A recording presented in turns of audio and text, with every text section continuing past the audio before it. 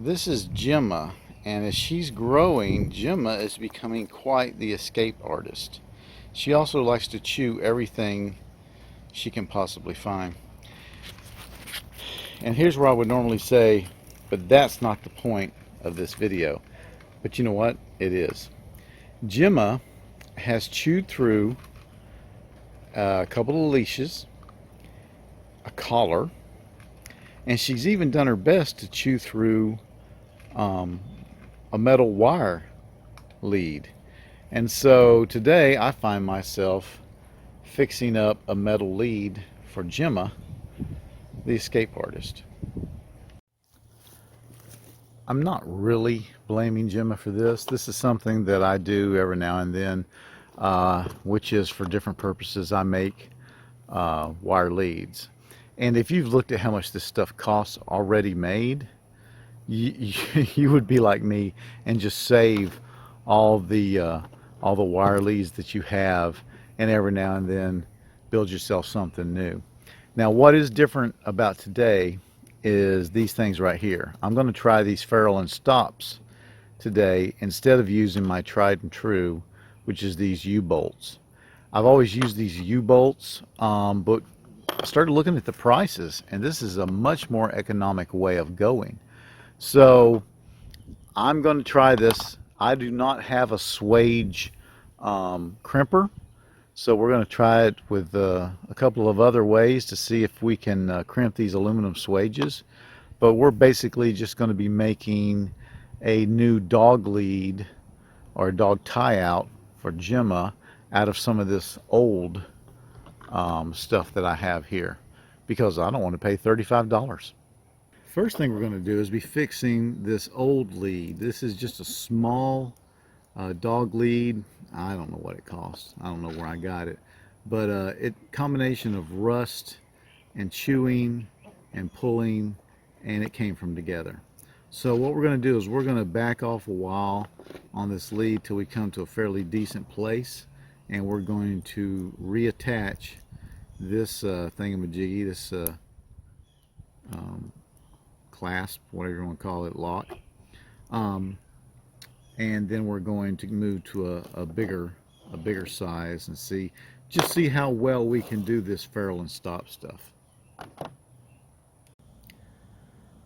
So to create a new end for this thing to go on, what you do is you run it through one time on the ferrule, then of course you get your item that you want to put on there, put it on, and then complete the loop right there.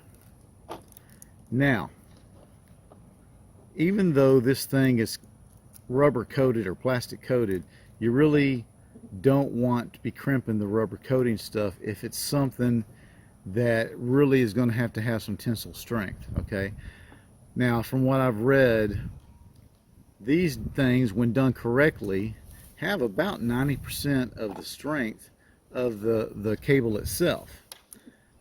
That's really not going to be necessary for this. This is just going to be a little leash type thing. So I'm not going to worry with trimming the plastic off. But normally what you would do, and I'm going to do it when I do the bigger one, is you would trim the plastic off at least where the ferrule is going to go. But like I said, for this we'll just leave it be. Now you do want to run a good bit past the ferrule. I think it's supposed to be like a couple or 3 times the width of the cable or the wire itself. But we're going to run, I don't know, inch or so. Now here's my problem. As I said earlier, I don't have a swaging tool. Probably don't want to spend the money on one because I just don't do this enough. It'd be cheaper to just keep on going with these bad boys. And there's nothing wrong with these things. I mean, well, the problem I have with them is that they rust up, or I lose those little nuts. But other than that, they work real good. I usually have to use 2 of them to really make an impression, and these are way more expensive than these are. And I think they're a little more work, frankly. But I'm going to try a couple different things. First, I'm going to try one of these fencing pliers. And this is just a cheap one I got for $4 from I don't know where. So let's see if that works.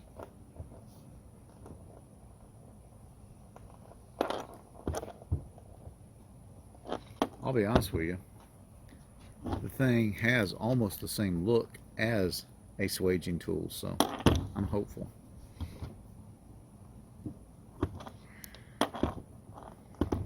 I don't know that I got the oomph to do this.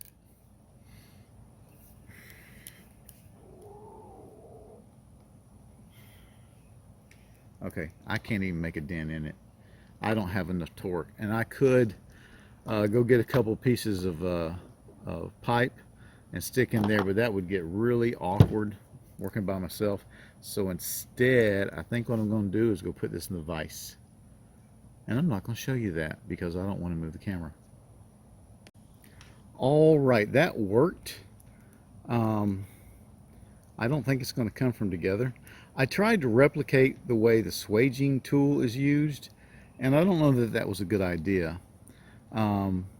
Because the swaging tool has jaws that actually form around the ferrule and crimp it kind of evenly in that direction. And of course, my vise doesn't do that. I may, when I do it again, actually crimp it that direction rather than that direction. Because even though I don't think that's gonna come from together, I don't think that's the best mash that I could have gotten. But the point is, this is now fixed for $1.18, I think it cost, and the wife can use it on Gemma, and that'll work. So this is what you would call a repair, or maybe just I'm trying to make something out of a couple of nothings. So this is just a small piece, maybe 2 feet, 2.5 feet long, that looks like it was cut. I don't know where it came from. I might have bought it at a garage sale in a bucket of stuff, but it's got a pretty decent snap link on the end. It's got a really nice ferrule. Look like those crimpers have actually little teeth that go in. Nice. I noticed they didn't follow the rule right here, but so what I'm going to do is I'm going to cut that off there so that I can get that snap link and just toss this little 2-foot piece because it's just not long enough to do any good. And then I'm going to put this on a new one. Now, when I say it wouldn't do any good, actually, if you had something like, say, I don't know, a chicken gate, you could put this around, you know, a post or something like that, and let this hang, and you would have a nice little snap link for hooking on a hasp. But for my purposes today, this isn't any good. All right, so I decided I'm gonna put what do you want to call them? Rounds on each ends of this nice, fairly new wire cable. And once again, you run the ferrule on it, you run whatever it is you want to put on there on it. But this time, I was thinking about using this doohickey. This is a wire rope, what is this called? A wire rope, I don't know. I'm not sure what it's called. I know it doesn't want to go on. So I run my snap link inside of that piece, and then I guide the wire rope.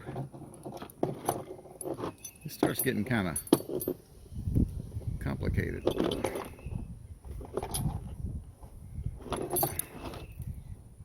Once I get that on there, I have to choke up on the ferrule to make this stay in place. It really doesn't want to do it.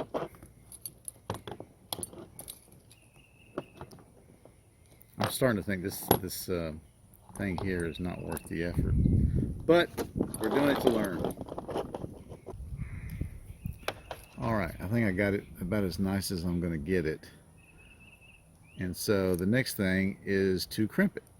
And once again, I'm going to use the vise because if I couldn't do the little ferrule, there's no way I can do the big ferrule.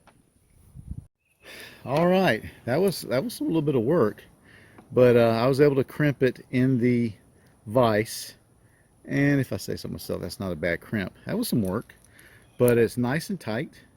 Nothing's moving, and I feel pretty good about that. Now, you know, to really get all the strength out of this crimp, I really should have taken the plastic off.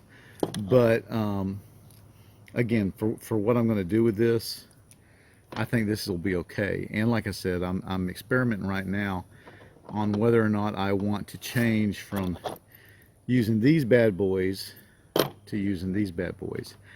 And I may just do that. And when I say use them, I'm about to stock up on some of this stuff. I don't see prices going down anytime soon. They're already ridiculous. I wish I'd stocked up a year ago. But, and when I say stock up, I'm probably going to buy, I don't know, a good handful of these. But now I may buy 8 or so of these. And they'll just go into a toolbox. I have toolboxes for everything.